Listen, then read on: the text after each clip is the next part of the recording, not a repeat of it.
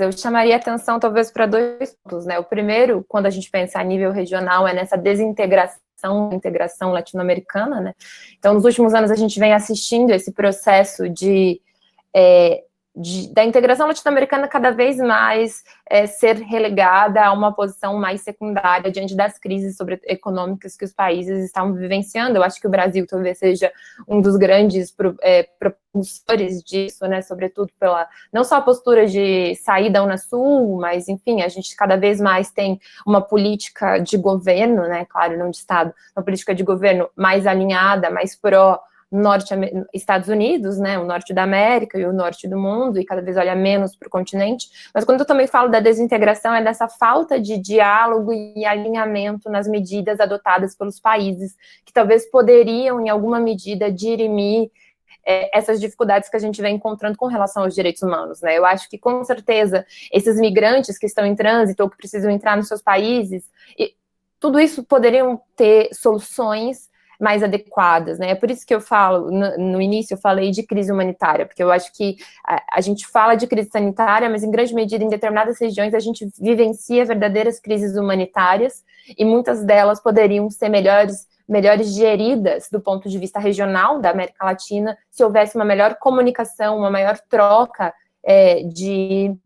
informações entre os estados, e eu digo que isso aconteça em algum grau, mas eu acredito que se a gente tivesse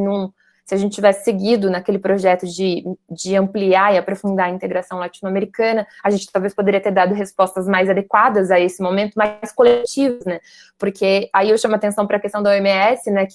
que ela vem sendo amplamente atacada, e claramente ela cometeu inúmeros erros nesse processo. Afinal, essa talvez seja uma das pandemias mais rápidas que já ocorreram, então, no nível da rapidez da transmissão, né, então, muito pouco tempo, o mundo inteiro estava completamente infectado e sofrendo com esse problema, né, mas, ao mesmo tempo, a gente não vai conseguir sair desse problema sem cooperação, porque a gente vive um mundo com uma economia amplamente interligada, e a gente precisa reabrir as fronteiras, em certa medida, as cadeias produtivas precisam voltar a funcionar,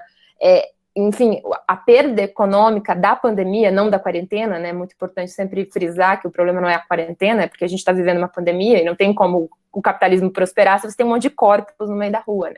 então não dá,